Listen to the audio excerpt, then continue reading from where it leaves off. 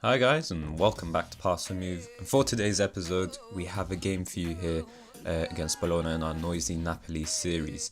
Now, as you can see, we have improved in terms of form. We're up to 7th now. I think last episode we were in 12th. Obviously, the point gap isn't too much, but the same can be said between ourselves and the Europa League spots, or even possibly the Champions League spots. And that's exactly what we're going to be aiming to do. So if we win today's game, we're going to go into 6th. Close to Europa League spots, and we can start putting pressure on Chievo, Roma, Lazio, and possibly even Inter for a Champions League spot. But yeah, the more we win, the closer we can close the gap. There's been a number of changes, and there's a reason why we're showing you today's game. So I have one game left to reach a points target. So I think the last episode it showed that the board wanted to speak to me. I actually should have showed you guys what I said. But really, whenever the board speak to me, I kind of just tell them what you need me to do to keep my job. And that kind of they always set points target, of course. If you meet it, you're good to go. If you don't, then you're in trouble, of course. So this is why I'm showing you today's game. Is going to be the last opportunity to meet the points total, because we haven't met it yet. We had 5 games to reach 10 points in total. We drew our first 2, we won the next 2. That leaves us with 8 points, which means we cannot even afford to draw today's game. Otherwise, I lose my job. So, it's a bit of pressure. We should be beating Bologna, and at the same time, we've had a good run of fixtures since the last episode. So we showed you against Roma. Pescara was a 1-1 draw, with Milik opening the scoring in the beginning. AC Milan was also another draw. We also opened the scoring through Milik once more. Unfortunately for us, we couldn't go on to win away from home. At Croton, we changed our tactics and it seemed to work. We got a double, and Diego scored for his team to make things uncomfortable for us, but thankfully we recovered, or we did well enough to see out the game with about 7 minutes to go. So that was a nice 2-1 win. We also beat Genoa 4-1, and I think that was after, okay, we just beat them 2-1 there. I think maybe last season was the season that we lost to them. But either way, 4-1 was as good as a win as any that we've had since the beginning of the series. And we followed that with a 4-0 win over Sampdoria. So it looks like this new tactic is working to a degree, of course.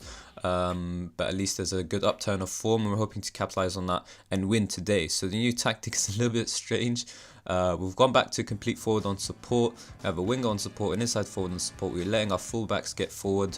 We have a ball-playing defender now. We switched our roles to a deep line playmaker and a roaming playmaker.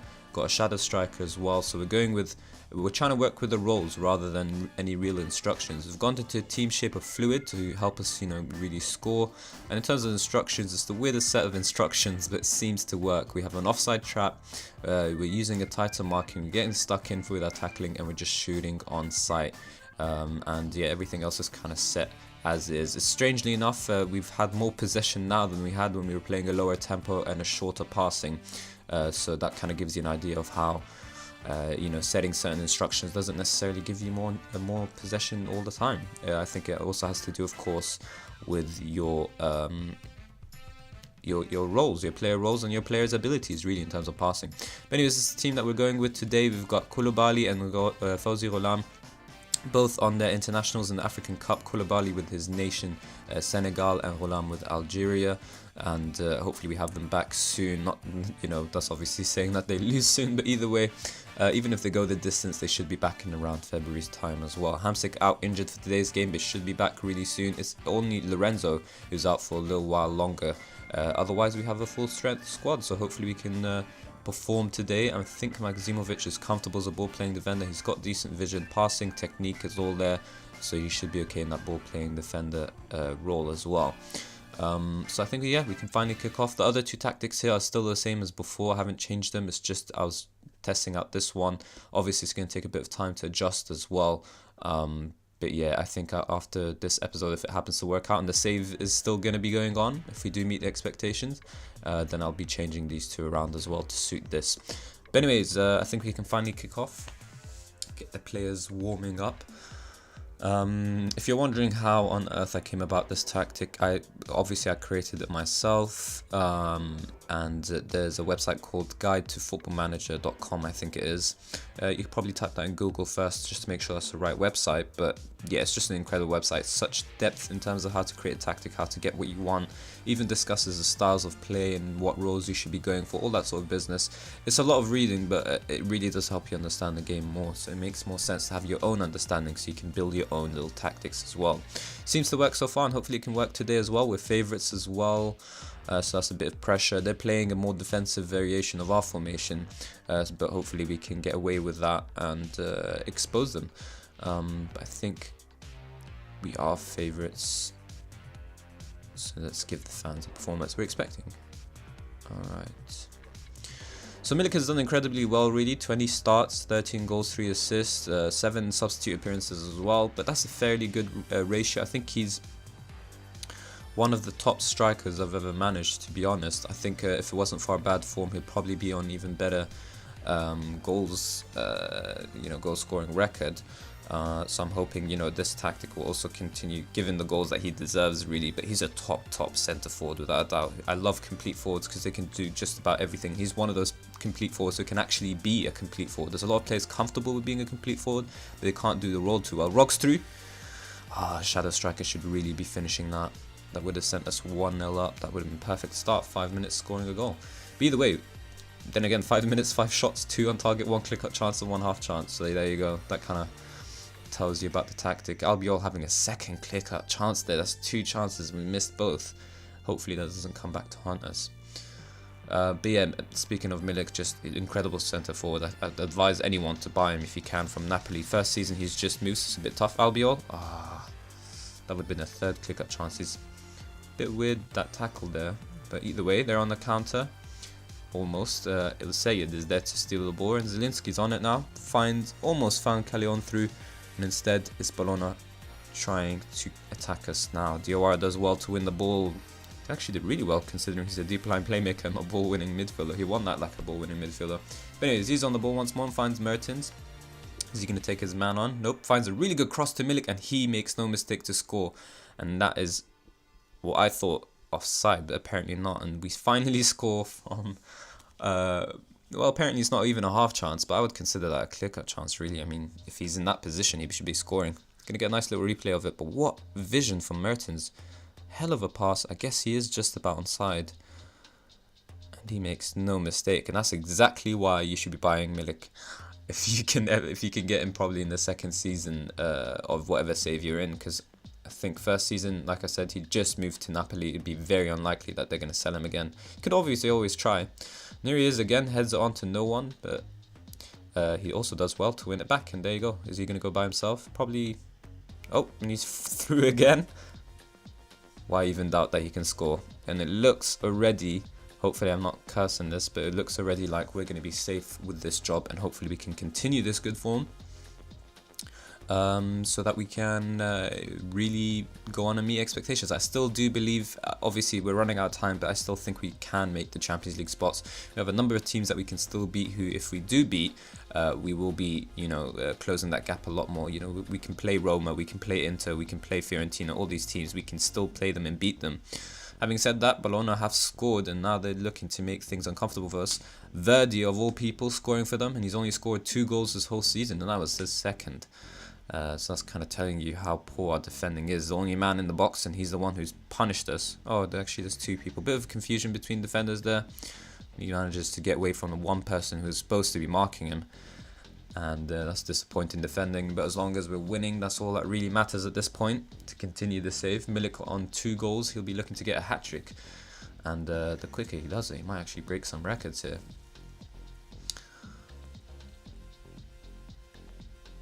But yeah, I think definitely Champions League is doable.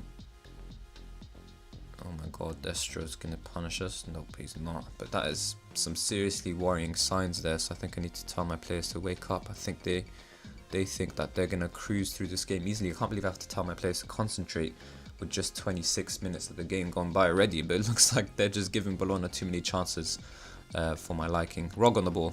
Milik. I love the Shadow Striker role. I think I could have continued with Advanced Playmaker, but the Shadow Striker is just so much better, especially on complete forward on support. It just makes so much sense. Zielinski, Callejon. and he makes no mistake. Apparently he's onside as well. I'll get another chance at that. I don't know why I keep thinking everything's offside. Might have been just onside, but credit to the attackers for staying onside, to be honest. Let's have a look again. Alright, Mertens. Oh, we don't have the best viewing, to be honest. Oh, he does look onside. I think this guy here.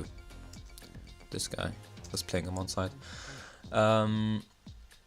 But yeah, as you can see, our tactic really caters to, I think this is the reason why we're beating smaller teams better as well, is that we have a lot of runners from deep. We have a lot of players moving about, you know, creating good movement and good partnerships across the pitch, and that's why we seem to be able to pass and move the ball really well. So that's why I created this tactic. I'm hoping that there was an option in the football guide to footballmanager.com website where it tries to teach you how to create a pass and move tactic, and I thought this YouTube channel is called Pass and Move. What better way, what better, you know, tactical style or football style of play than passing and moving? So we created that, and that's kind of what we went with today. And you can have a look at that as well on the website and try and recreate it yourself if you like what you see, of course. But yeah, 3-1 up, and I think it's fair to say exactly what my assistant Calzona says, which is to be pleased with the team. No one seems necessarily complacent. A lot of them are composed, calm, confident. So maybe we should just give them their due praise and hope that they're smart enough to continue winning in the second half. 3-1 up though against Bologna. It'll be a bit tough for them to come back from this, but they have threatened us on occasion. Yet to create a clear-cut chance, or even a half chance for that matter. They've only had 3 shots on target. Yeah, I mean, if they do end up getting the win here, or even drawing for that matter, it'd be a poor performance on our team's half. But yeah, as you can see, we have the shoot on sight tactic, and we still managed to get a bunch of shots on target. I think shots 17, shots on target 8. That's a fairly good record, because when I was trying to play possession football and trying to get my players, you know, we even had the work ball into the box instruction at one point. We even had retained possession at one point, and despite that, we still had ridiculous shots, and probably I'd even say maybe less shots on target than now. So that just kind of shows you that you don't necessarily, it's not all about, you know, your tactical instructions. It's about the roles and your players and all that sort of business. But anyways, we're 2 up, so I think we can afford to try and rest some players. Unfortunately, Strinic doesn't have his backup Rolam there. Or actually, Rolam's the starter, Strinic is the backup. But my point is, the player who he rotates with isn't available, so we can't give him a rest. So we can give Isaid a rest with Maggio, whose contract runs out in 2018, but I think I'll be looking to move him on in 2017. His 34 years of age is really starting to fall down the pecking order, to be honest. He's only considered a decent player for the club, so he shouldn't even be involved with the first team at all. We can look to invest in a backup, a youthful fullback who can take over and, you know, compete with Isaid properly, because I'm pretty sure Isaid knows his spot is, you know, bang on. His really. Maggio only kind of gets that occasional odd game where Isaid is tired or has the off game, I suppose.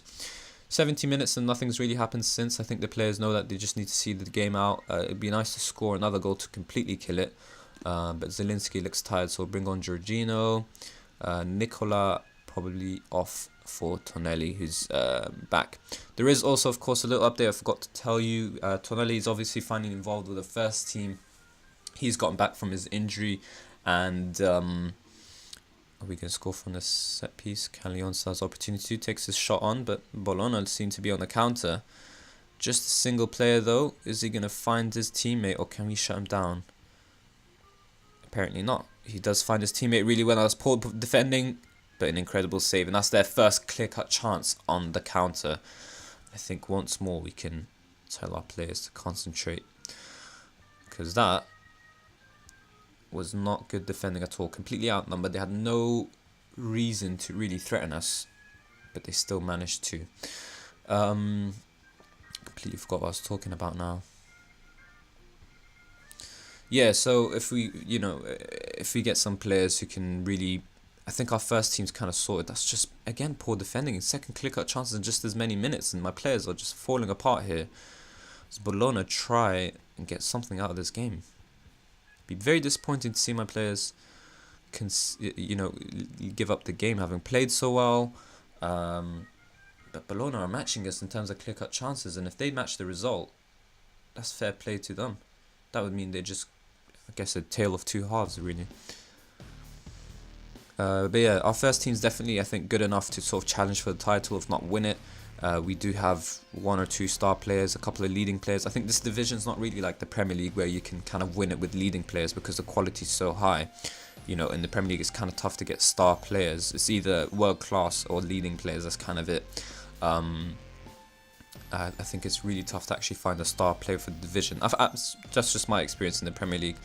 But yeah, I mean, in Serie A, you can really find a bunch of star players. I think, for example, Hamsik is a star player, but Mertens is only considered the leading player. So if you move Mertens to Premier League, for example, he'd go down to a good player, despite his ability remaining the same. It's just because of the division, his kind of ranking goes differently.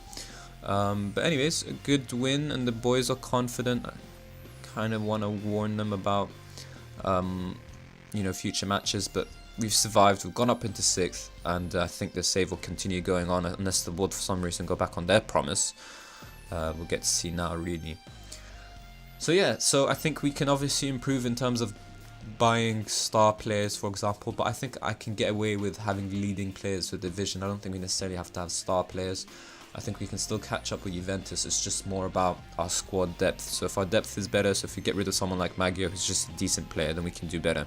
The only place that we really need to invest in the first team, where we need a top player, I would argue, is a goalkeeper. Pepe Reina has been dropping off. He's only considered a good player for the division, and we need better than him to perform. We have us two first choice centre backs, Albiol and what was his name, Koulibaly. They're both leading players. I think Albiol maybe might drop off soon. He's 31 years of age. He's still considered leading though, so there's no real need to invest in him in a better option. But for example, Tonelli's just considered a good player for the division. We just bought him though, so that's a bit of an issue. But if we invest in youthful players who can become star players instead of having a backup who's just going to stay the same regardless. Pavlotti's the same, for example. But speaking of first team, we're good to go. Zielinski and Allen are leading players as well. Ghulam is a leading player. Said Haj just became a leading player and could possibly become a star player as well. So that sorts us out in the defense and midfield. Mertens, like I mentioned. Callion, like I mentioned. Rog isn't just yet, but he is a youthful player who can overtake Hamsik eventually. And Hamsik is, of course, a star player. Milik is another leading player who can become a star player. So we're sorted in the first team. It's just about getting that good squad depth where we have youngsters coming through and competing for the first team. But yeah, I mean, good to see the board are happy. We reached our points target. They're definitely not completely happy, but at least they're happy enough to keep me on for the rest of the season, possibly. And unless we fail to qualify for Champions League, we should be good to go. Also, if we do perform well against Barcelona in the Champions League and meet or exceed expectations, then we should be okay. We also have the quarterfinal Italian Cup against Roma.